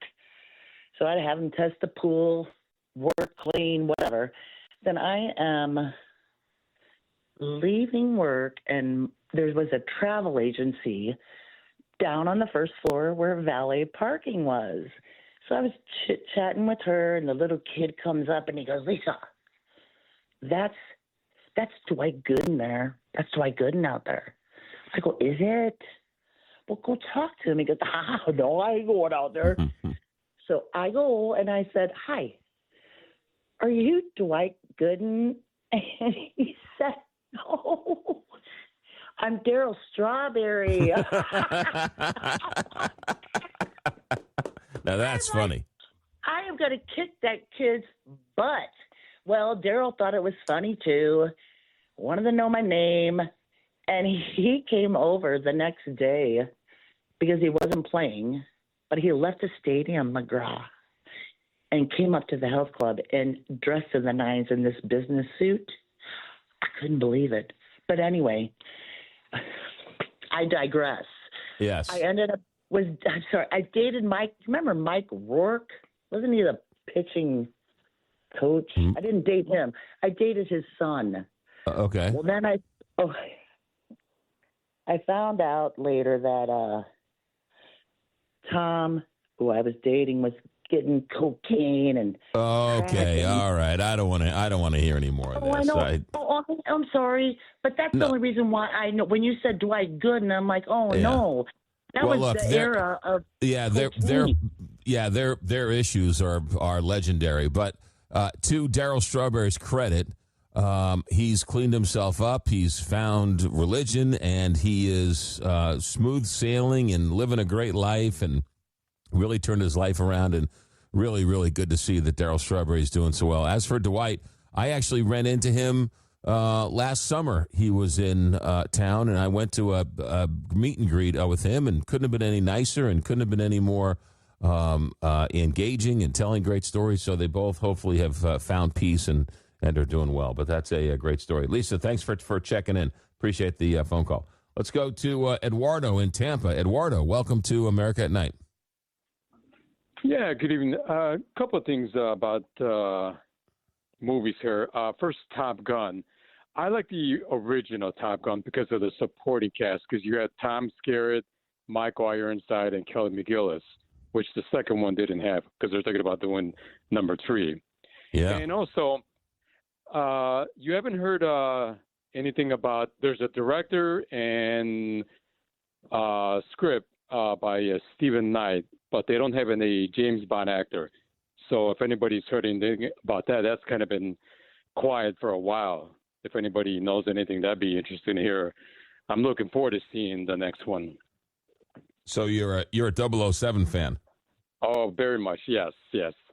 I don't look be any good like the Sean Connery, but I definitely look forward to seeing those. I miss seeing them out there in the movie theater. Let me ask you this question: who's your favorite 007 up to now? I'm gonna have to say Roger Moore. Really? Yeah, because that's something I grew up with. Yeah. I mean, it looks like Sean Connery. Everybody says Sean Connery, but I grew up with Roger Moore. Yeah, who was the British actor who with he was in Remington Steele. He was one of the guys in Mamma Mia. Yeah, Pierce Brosnan. Yeah, Pierce Brosnan. Right. Yeah, I liked him. I liked him for some reason. But let me throw a name out for you. That if I was in charge of the 007 franchise, I'll tell you who I would go with. You sitting down for this one? Okay. Idris Elba. Oh yeah, I mentioned that before. Yeah. Yeah. Idris Elba he played Stringer Bell in The Wire. He's been in a couple of other movies. He's a huge, big-time movie star now. He's a British actor. Remember the TV series Luther? That was the BBC thing? Yeah. That's how I found out about him was through Luther. Yeah, he's a British actor. He's got a British accent, and he's got a great rags to riches story. Why they're not using Idris Elba to become the next 007, I have no idea. The man walks on the screen and women swoon. This is noteworthy. Amazon has taken over the franchise from the Broccoli's. Oh, is that right? Yeah, Amazon's taken over. Yeah. I don't know why they don't use Idris Elba. That guy is the goods. Good choice, Yeah, I hear you. All right, Eduardo, thanks for the phone call. Have a good weekend. Yeah, thank you. You got it. I love the first Top Gun. Love the first Top Gun. The first Top Gun the movie smells of popcorn. It's so good. But the second one, is great too. I loved everything. The second one got just at the tiniest bit at the end, ridiculous. But the rest of it was fantastic. How he meets up with Penny, the general's daughter, and he deals with Miles Teller, the son of Goose, and that. Oh man, the second one is fantastic, man. Tom Cruise hit it out of the park with number 2. It was fantastic. But the first one, I mean, I don't know if you could ever beat the first one, but the second one's pretty solid. All right, we've got. Let's go to Amanda in Alabama. Amanda, welcome to America at Night. Thank you. Thank you so much. And I'm nervous about being on the air, but I know it has nothing to do about movies. But I wanted to say I love the daily text I get about your show. I always try to tune in. I love and I appreciate everything you do. And sorry I sound so nervous. But Well, first of all, Amanda, you keep saying nice things about me. You can call back anytime you want. Thank you. And I will. All right, good. But I do. I appreciate you so much, and I tune in every night that I can. And God bless you for what you do and what your staff does. Well, thank you very much. I appreciate that. Do you have a question or anything else you want to talk about? I just wanted to praise you. Oh, my goodness. Amanda, thank you very much. Have yourself a great weekend, Amanda. Thanks for checking in. Thank you. You got it. We should mention also today, lots of people were coming up to me. We got a ton of response from yesterday's show about, let me go back to my notes here, because we got a ton of people asking about the Kentucky Derby. Now, look, we did have last night the new guy from Churchill Downs, Nick Tamaro, who is the newly minted morning line handicapper at Churchill Downs. And he was on the show yesterday, and he gave us his top three as well as his long shot and everything else. I cannot tell you how much, well, let me try. We had a ton of response from him. People wanted to know all day. People were reaching out to me. What that guy say again? Who is he betting on? Who should I bet on? So I'm afraid that this guy is so good at picking horse races that we're going to get a knock on the door from the FBI claiming insider trading, and that he was giving out such great information that the poly markets are not going to let us bet because it is considered insider information. Of course, I'm joking. But I got a lot of people on the text line wanting to know the three horses he picked for the Kentucky Derby. Here's what I'll do. I'm running out of time in this segment. Let me take a break. When we come back on the other side, I'll tell you the three horses that Nick Tamaro, the morning odds handicapper at the Kentucky Derby, is looking at for tomorrow, the 152nd running of the Roses, the fastest 2 minutes in sports. We'll do that when we come back after this. The phone lines are open, 1-844-2-McGraw, 1-844-262-4729. Text or call. I got more texts coming in. Got a couple lines open for you now that Amanda, the brilliant Amanda, the very, very intelligent Amanda, the high IQ phone call from Alabama, Amanda, just called in and told us what she really thought of the show. Stay right there. America at Night. Back in a moment. You're listening to America at Night with McGraw Milhaven.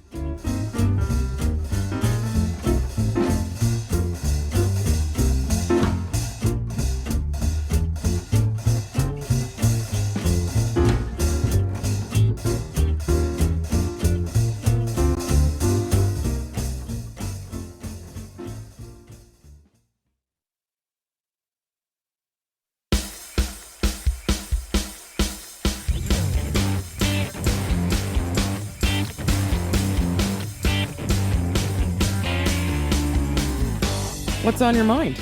Call 844-2-McGraw and be a part of America at Night with McGraw Milhaven. All right. We got that lady who just was talking about, I cut her off at the pass.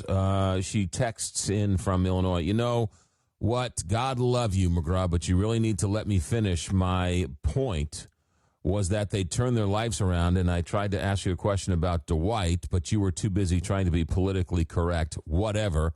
I'm not going to call you anymore. Look, we are not a XM Sirius satellite radio. We're not a podcast. We have libel laws and community standard laws, and when you go off naming not famous citizens and accusing them of drug use, I can't allow that on the radio. I apologize. We are FCC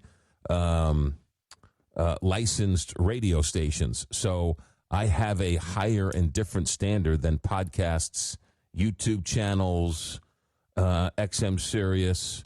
And so if you've got a problem, take it up with the FCC. I have certain rules and regulations I've got to follow. So I apologize you were offended that I cut you off, but I couldn't let you, I didn't know where you were going. So I have to err on the side of caution, especially on a live broadcast on 300 radio stations around the country. So I apologize. Okay, now on to the horses for the Derby. Get your pencil. Here you go. Write these down. This is from Nick Tammaro for tomorrow. The 3 horses he likes is Chief Wallaby, which is the number 12 horse, Commandment, which is the number 6 horse, and the Puma, which is the 9 horse. So he likes those 3. Chief Wallaby is going off at 8-1 as of right now. Commandment is going off at 6-1 as of now, and the Puma is going off at 10-1. By the way, if you guys want to call me the Puma, I'm all right with that. You could call me the Puma. I like that as a nickname.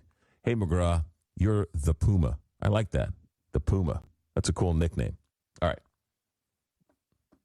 But I digress. Now, he also likes Further Ado. Further Ado is in the 18th spot, and he's going off at 6-1. As for a long shot, according to Nick Tammaro from last night's show, if you want a long shot for tomorrow, might not be a bad idea to put $2 on the 20-1 shot Incredibolt coming out of the 11 hole. So those are the names and the numbers that Nick Tammaro likes for tomorrow. Oddly enough, Renegade is still the favorite, still going off at 4-1 as of right now from the 1 spot. And Nick Tammaro, he pulled off him. He did not mention him as one of his favorites for tomorrow. So there you go. Interestingly enough. From the text line, you could do a 10-second delay to prevent something like that. We are on a 10-second delay. We are. Still doesn't mean you can let them say whatever you want.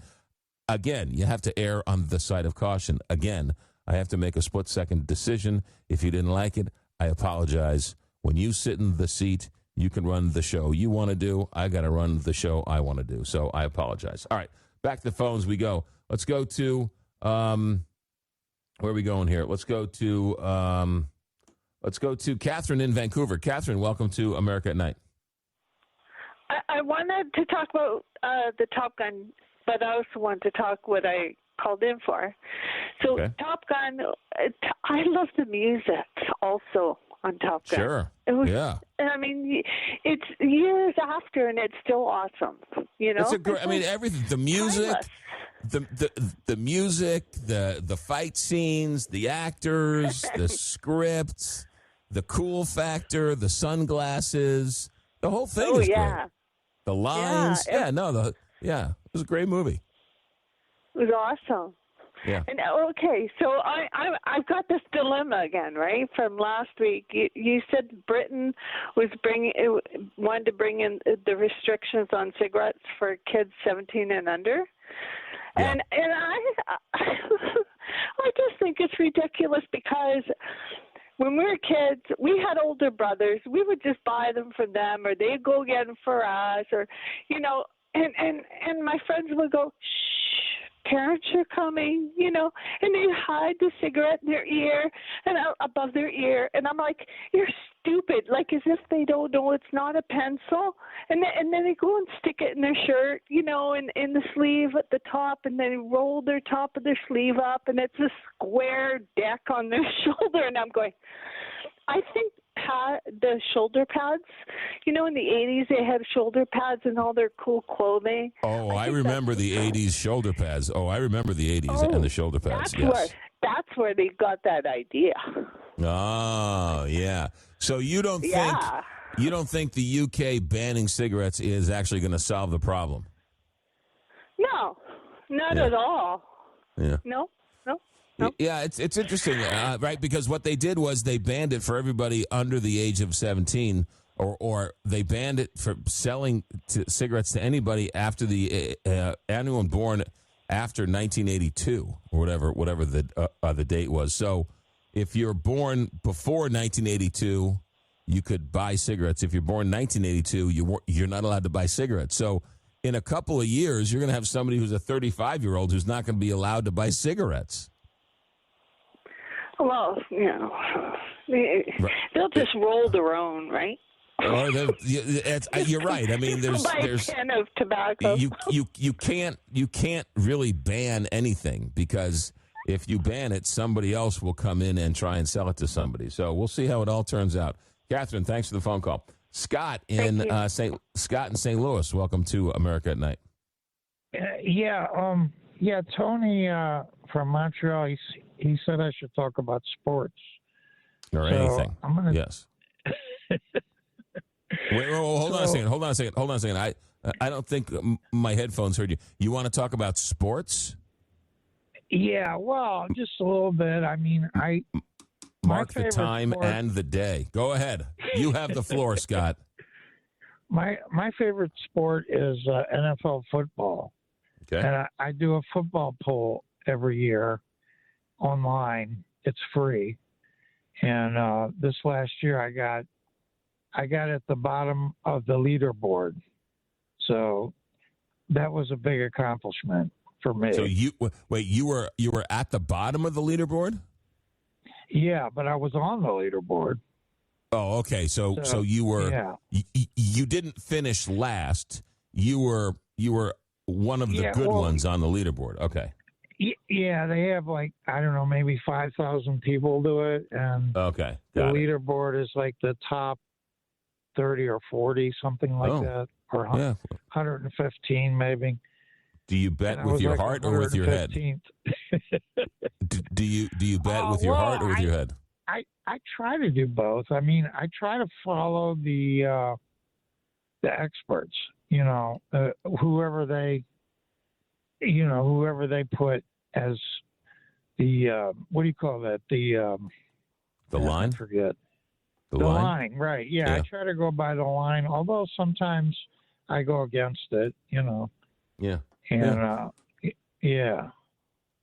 When I was a kid, I was a kid, the old coach of the New York Jets, Walt Michaels, did a show on Sunday night. It was after the local news and after Len Berman did his, Sunday night sports roundup after the 10 o'clock evening news on Sunday. Walt Michaels came on and did a show called Who Beat the Spread? Okay. That was the show. Who Beat the Spread? I loved it. It was a fantastic show. I don't know how long it lasts, but it was the old Jets coach hosting the show Who Beat the Spread. It was fantastic. All right, Scott, good work. Thanks for for joining the rest of society. Thanks for turning off the news, and thanks for being a normal functioning human being. Thanks for checking in, Scott. Appreciate it. I'm sure. Let's go to Danny and Rolla. Danny, welcome to America at Night. Hey, I know you got your pencil out for the horses and for Scott not talking about politics, talking about sports, but I just have to say, light up the night in downtown St. Louis. That's a red bird winner. Cardinals are 19-13, won 5 in a row, and they beat the Dodgers. Yeah, which are the world champions, by the way. Yeah, and they got a $400 million payroll. Right, and I did want to tell the gal that just called who was talking about shoulder pads. James Dean did the cigarette roll, the sleeve roll, back in the 60s. That was way before the 80s. So the only thing that might even approach politics was I do agree with your assessment on the IRS and the Trump taxes.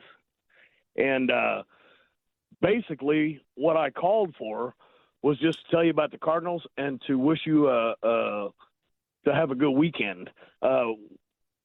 Right now, post game is on for the Cardinals. So could I ask that you not disconnect me so that I can hear your response? Sure. What to what? To what do you want to know? Not to disconnect me on the phone call. I can't listen to you. The I Cardinals gotcha. game is on the radio, so the only way I can hear your voice is through my phone right now. All right. Well, we will put you on hold, and we will allow you to hang out in the green room. How about that, Danny? Cool. That works, brother. Thank you. Thank you, man. We missed him. Yeah, he's on hold. All right, good. By the way, do you know where the phrase "the green room" comes from? Do you know where the green room?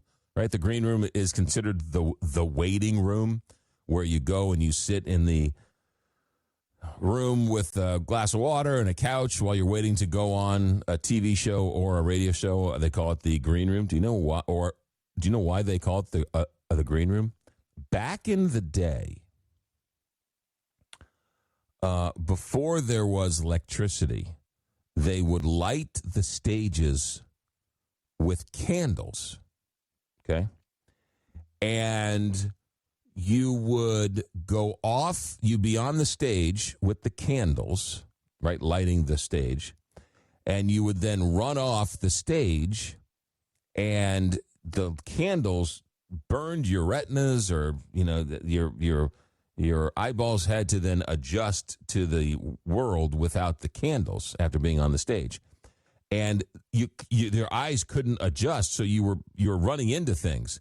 And what they found was that if they painted the room green, that your eyes were able to adjust easier from going off the stage to on the stage. So the side wings and the rooms off of the theater stage were painted green so that their eyes could adjust easier to the candles that were on the stage. Then, of course, lights came and you didn't really need it, but the name stuck. I'll be in the green room waiting to go on this show, and that's where the green room came from. So there you go. All right, let's try Tony in Montreal. Tony, welcome to America at Night. Hi, how are you? I always ask, can you hear me? I hear you loud and clear. So this is a little bit for Scott and everybody else, and for people that generally have problems with being loyal. So Shakespeare in King Lear paints a very bleak picture of the world in which he says loyalty is punished and treachery often leads to reward.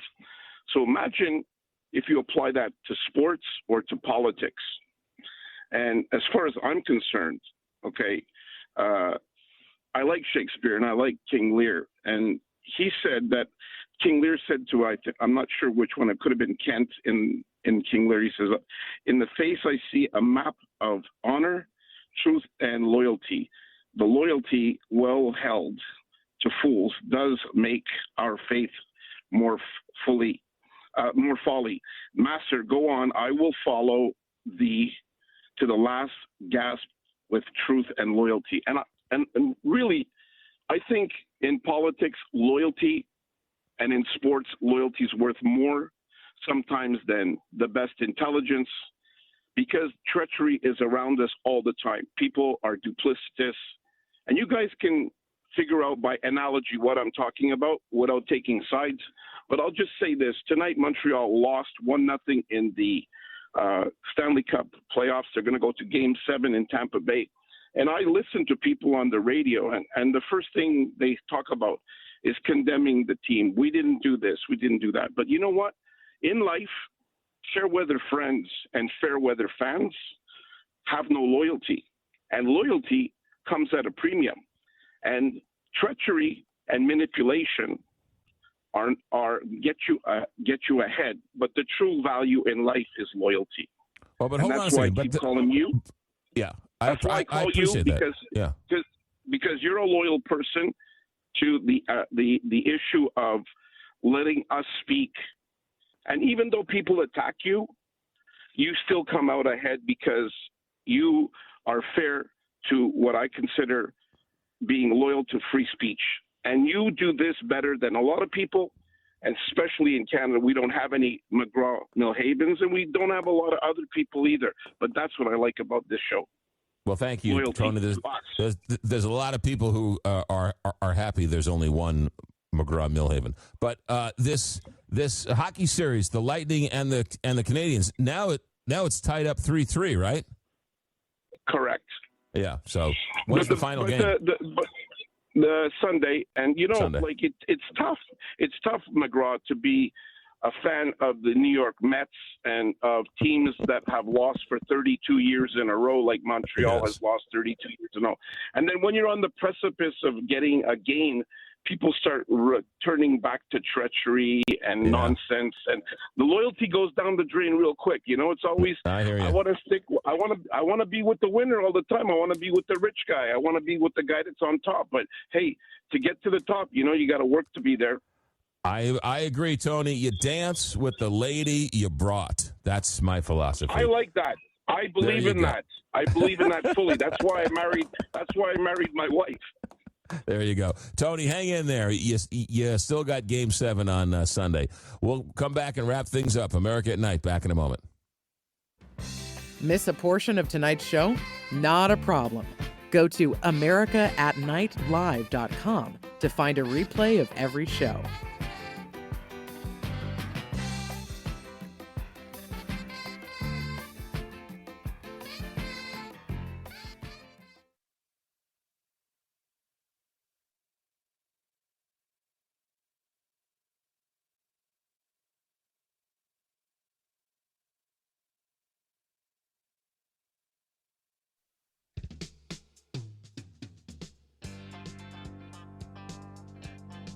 Hey, how's this for a text to end the night?